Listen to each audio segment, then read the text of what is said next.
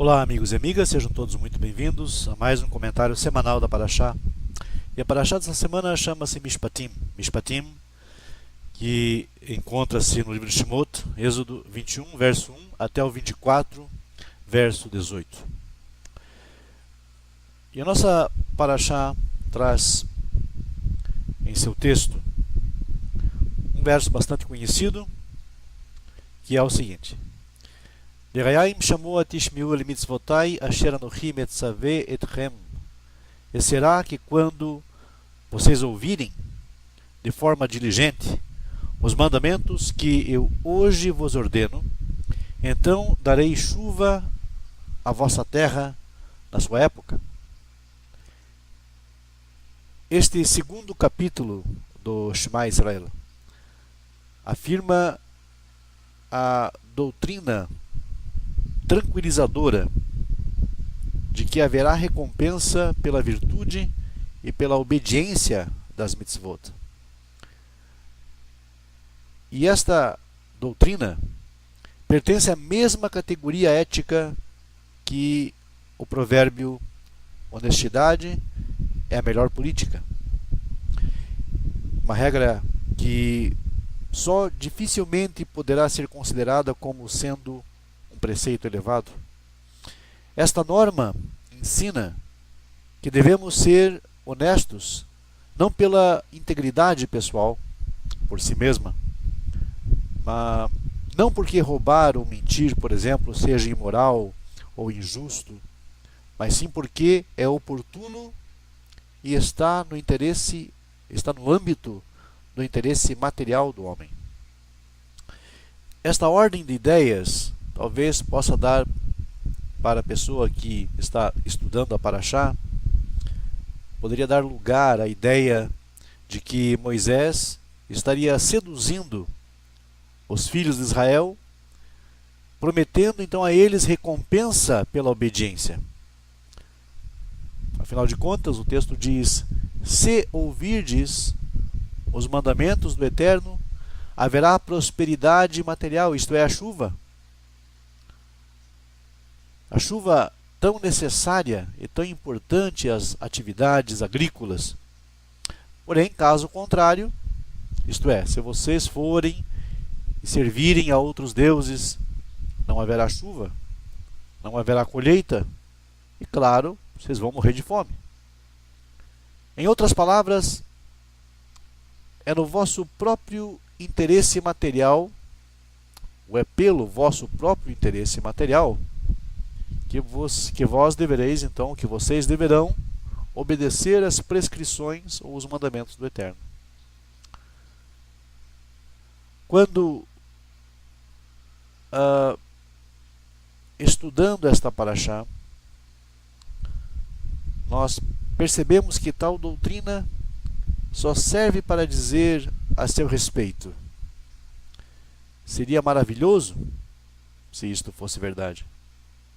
Mas analisando de forma minuciosa esse texto, nós mudamos de opinião, porque fica fácil constatar que a semelhante doutrina, ou que semelhante ensinamento, é capaz de cortar a base moral de qualquer ação justa, tornando-a simplesmente uma questão de utilidade, ao invés de um princípio moral, e dizendo ao homem: pratique o bem, não porque é justo, mas sim porque haverá lucros, você terá vantagem com isso, proveitos materiais.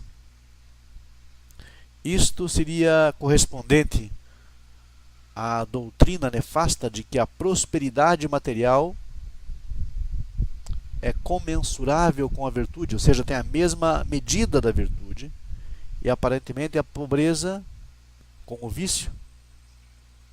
A primeira tentativa para corrigir esta concepção errada foi feita já no período do judaísmo rabínico, na nobre e sublime afirmação de Antígono de Sorro, a primeira autoridade rabínica que conhecemos de nome, depois dos homens da grande assembleia, Anshei Knesset HaGdolah, o qual dizia: Não sejais como escravos que servem ao seu Senhor na esperança de recompensa, mas sim como servidores que não esperam nenhuma remuneração.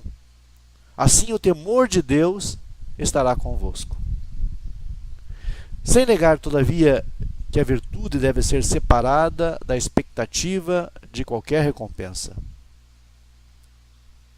Este ideal de obediência desinteressada, ensinada pelo grande mestre Antígono de Sorro, foi exaltado também na concepção de dois alunos do próprio Antígono, mas ao mesmo tempo causou o primeiro cisma no judaísmo rabínico. Esses dois discípulos, Zadok e Boetus, não aceitaram a tese de que não há remuneração, não há recompensa, e argumentaram: como se poderá exigir de alguém, ou exigir que alguém se esforce o dia inteiro sem que receba à noite o seu salário? Com essa dedução, afastaram-se dos ensinamentos dos seus mestres e formaram duas seitas, chamadas posteriormente de saduceus e boetucianos. O texto seguinte, no aperfeiçoamento do conceito da recompensa, encontramos num comentário rabínico relacionado a um dos mais dramáticos incidentes da vida dos Tanaim, os mestres da Mishnah. Estamos nos referindo aqui à apostasia de um dos maiores vultos do seu tempo, chamado Elisha ben Abuya, um verdadeiro Fausto do Talmud. Os mestres não encontram uma explicação plausível para esta renúncia de Elisha ben Abuya, mas a justificação mais explícita está em conexão com o problema da recompensa material neste mundo.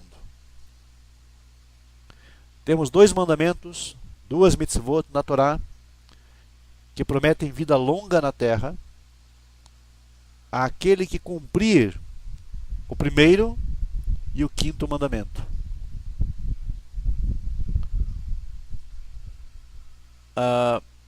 O primeiro mandamento, com uma promessa realmente real, uma promessa efetiva, explícita na Torá, é na verdade o quinto mandamento da Aseret Hadibrot. Honra a teu pai e tua mãe. E o segundo mandamento é aquele que proíbe tomar do ninho a ave ou a mãe com os seus filhos. Mandarás embora, diz o texto, mandarás embora a mãe e os filhos tomará para ti. E o Talmud relata o seguinte episódio. Um pai disse ao seu filho: sobe no telhado da casa e lá você vai encontrar um ninho de ave. Afasta primeiro a mãe e depois tira os ovos. O filho obedeceu à ordem do pai, cumprindo assim ao mesmo tempo dois mandamentos, ou os dois mandamentos, que prometem vida longa na terra. Mas quando desceu da escada, esta se quebrou, e o filho morreu. Elisha ben Abuya, que presenciou o ocorrido, ficou tão impressionado com este acidente que exclamou apavorado: Zu Torah vezu sechará. Será isto a Torá e a recompensa prometida pela obediência e pelo respeito do pai e da mãe? A linguagem talmúdica é muito complexa e é muito sucinta, mesmo no hebraico ou aramaico do Talmud.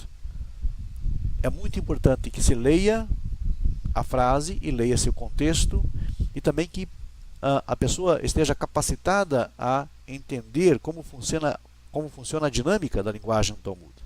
Por exemplo, aqui na frase em hebraico nós teríamos Zu Torah vezus hará. Literalmente esta é a Torá e esta é a recompensa. O que nós entendemos daí é que Elisha ben Abuyá presenciou este evento triste, em que o menino cumpriu os 2 mandamentos ao mesmo tempo, de honrar honrar pai e mãe, obedecendo ao pai, e de subindo ao telhado da casa e lá então separando a ave, a mãe, dos ovos e pegando os ovos para si. Porém, ao descer da casa, a escada quebrou e o menino morreu. E esta foi a causa, então, primária da apostasia de Elisha ben Abuyá. Ele não entendeu como se processa isso. Se esses 2 mandamentos prometem vida longa na terra, e esse menino cumpriu esses 2 mandamentos simultaneamente, por que, então, ele morreu? Elisha ficou extremamente abalado na sua convicção relacionada à Torá e renegou, então, o seu judaísmo, ficando desde então com o cognome ou com o apelido de Ha'acher, o estranho, o outro. Mas o Talmud pergunta qual é de fato a resposta concreta para este problema. E o neto deste mesmo Elisha ben Abuyá, o Rabi Yaakov, responde: a Torá não fala de uma terra deste mundo, mas sim do mundo vindouro, Olam Rabá, e estabelece para todo sempre um princípio básico chamado Sechar Mitzvah Behai Alma Leika. No mundo terrestre não há recompensa por boas ações. Esta reinterpretação do conceito desloca-o do plano material para o campo espiritual.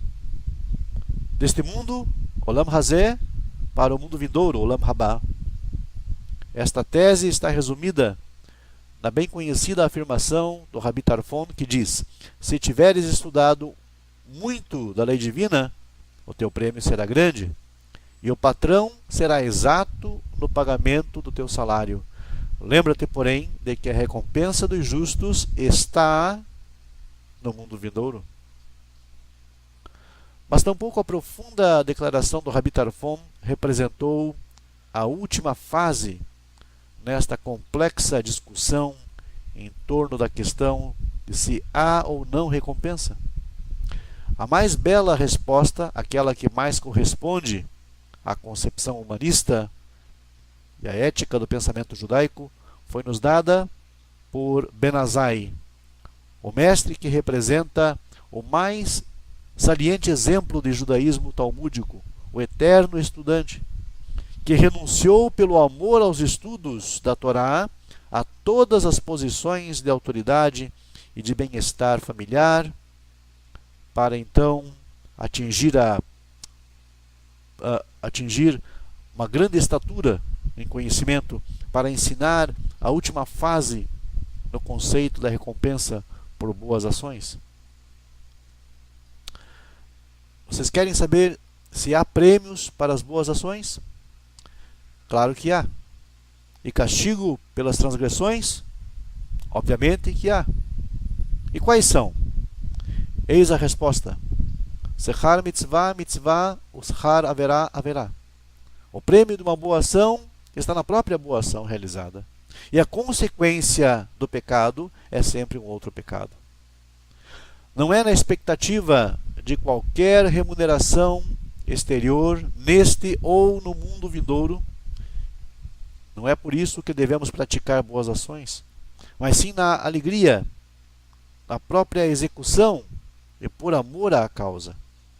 É na compreensão clara de termos praticado boas e justas obras e de termos entendido a razão por trás de estarmos praticando boas obras, que é a própria alegria de estarmos realizando, o fato de termos contribuído para o aperfeiçoamento e para o enobrecimento deste mundo, de termos trazido um raio de luz, um raio de sol à vida sombria e abatida no nosso próximo, é na percepção e na sensação maravilhosa e confortante de que, com a prática do bem, do amor ao semelhante, elevamos o nosso espírito, enriquecemos a nossa alma com aquele dom divino que torna a vida digna realmente, que realmente vale a pena de ser vivida, nobre.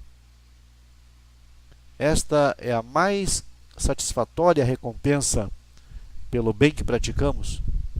E do mesmo modo, haverá a transgressão, a má ação, terá como consequência a sua própria nêmesis. E é isto que o salmista nos ensina: Ashrei Haish Yaret Hashem Bemitzvotav Hafetz Meod. Bem-aventurado é o homem que teme o Eterno e que se compraz em seus mandamentos. Ve'eile hamishpatim asher tassim lifneihem. E estes são os juízos que porás diante deles.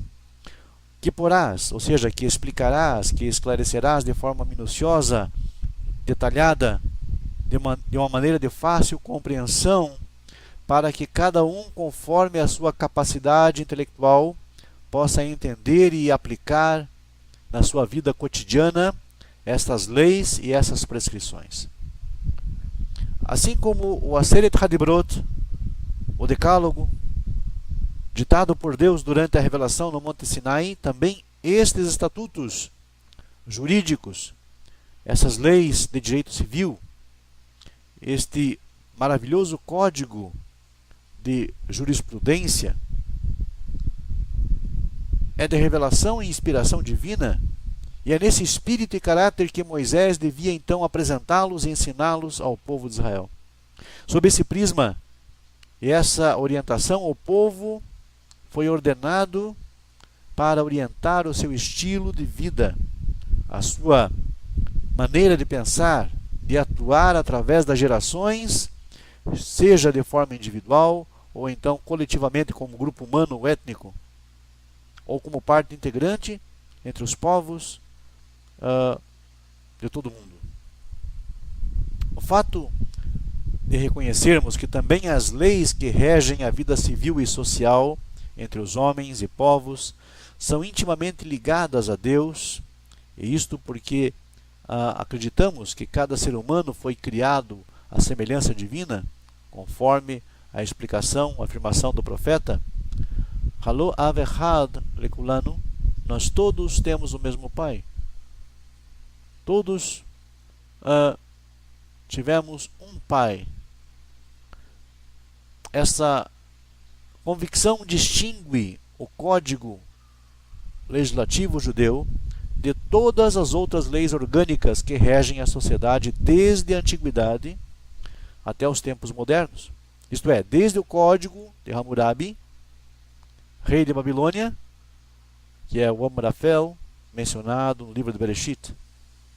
Hammurabi, o sexto rei da primeira dinastia dos reis da Babilônia, adorava o ídolo Marduk e mandou esculpir na escrita e língua babilônica uma pedra, um granito preto, mandou esculpir ali todas as leis do seu reinado, para que todos possam ler as leis justas do rei, evitando assim a prática do mal. Está escrito nesse código.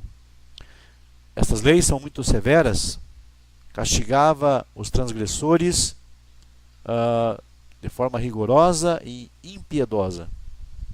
Por mais de 2.300 anos essa pedra esteve escondida e teria sido completamente esquecida se não fossem as escavações dos arqueólogos dos países orientais,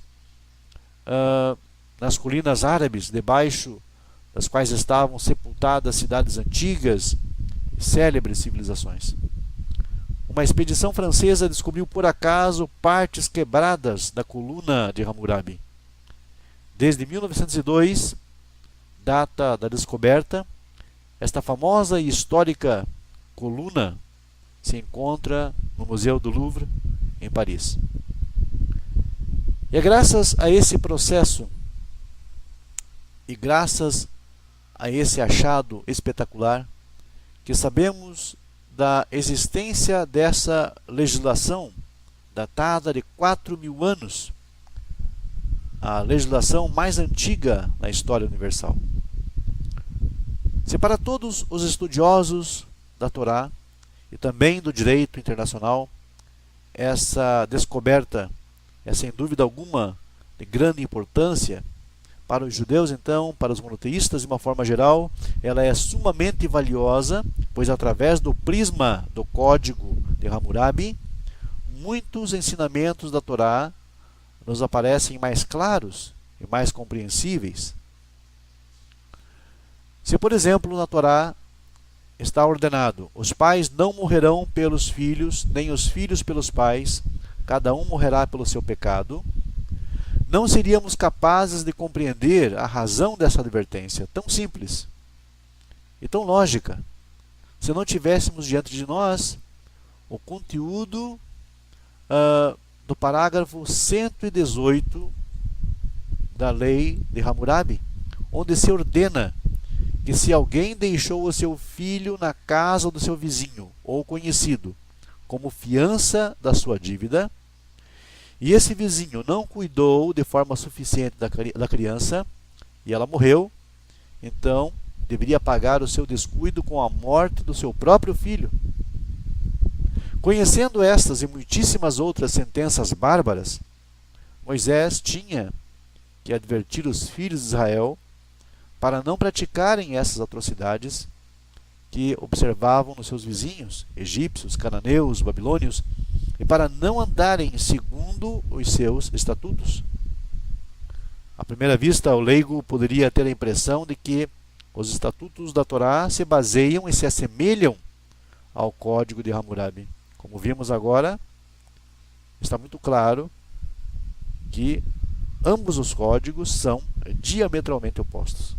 E de fato, quando a coluna de Hammurabi foi descoberta, os críticos antissemitas, chefiados pelo alemão Wellhausen, demonstraram com 1001 provas que as leis e ordenanças de Moisés seriam um claro e simples plágio de Hammurabi. Mas, como vimos, basta uma análise objetiva e minuciosa para verificarmos então que essas afirmações são falsas, errôneas, são hipóteses totalmente descabidas, porque ambos os códigos contêm alguma semelhança, porém há diferenças enormes. Inumeráveis conceitos divergem entre um código e outro. Na Babilônia, o rei é o supremo juiz. Na Torá e na concepção judaica, somente Deus é o sumo e onipotente juiz, mesmo quando o país é governado por um rei. Na Babilônia, a aplicação de um castigo por danos causados na propriedade alheia dependia da pessoa que prejudicou e do proprietário que foi prejudicado. Um exemplo: se alguém roubasse um boi, um carneiro, um jumento ofertado ao templo, ou se roubasse um objeto de um palácio de alguém rico, deveria pagar 30 vezes o valor do objeto se o prejudicado fosse alguém da classe média ou um pobre. Só pagaria 10 vezes o valor, né? E se não tivesse dinheiro para pagar, deveria então morrer. E o que ordena a Torá em caso semelhante? Se alguém roubar, furtar um boi, uma ovelha, o degolar ou vender, pagará então 5 bois pelo boi e 4 ovelhas pela ovelha. Se o ladrão for achado a minar e for ferido e morrer, não será culpado de sangue quem o ferir. O ladrão fará então restituição total, e se não tiver como que pagar, será vendido pelo seu furto. Mas Hammurabi prescreve a pena máxima, ele deve morrer. Na legislação de Hammurabi encontramos uma rigorosa distinção de classes sociais.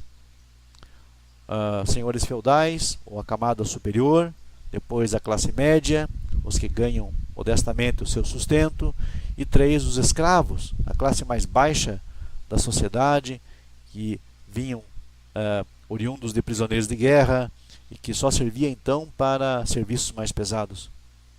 Na Torá não existe essa distinção de classes sociais. Todos são iguais perante a lei. Na Babilônia de Hammurabi, o escravo seria a propriedade ilimitada do seu amo, sujeito a qualquer trato desumano. A legislação de Hammurabi reconhece e protege a escravidão. Se alguém hospedar em sua casa um servo ou serva que fugiu do palácio do seu senhor, deve devolvê-lo ao seu patrão. Se recusar, então, será condenado à morte. Assim ensina Hammurabi. A Torá proíbe entregar um escravo fugitivo ao seu senhor. Na Torá de Israel, o escravo será libertado automaticamente após 6 anos de serviço e, no caso de dano físico pelo patrão, antes do 7º ano. Platão divide a sociedade humana em classes distintas: governantes, filósofos, guerreiros, comerciantes e escravos. Na sua famosa obra A República, em outra obra posterior chamada Leis, Platão argumenta que todo o trabalho deve ser confiado aos escravos. Teoria essa fundamentalmente aristocrática, pois ele era filho de gente rica de Atenas. Aristóteles, discípulo de Platão, acredita que a escravidão é uma prática justificada num bom estado, pois, assim opina o filósofo, ela é uma instituição natural. Contudo, admitia apenas o estrangeiro na classe de escravos.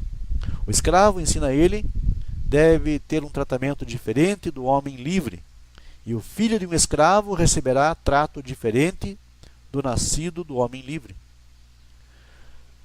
Na Babilônia, aplicava-se a pena de morte por certos delitos de propriedade.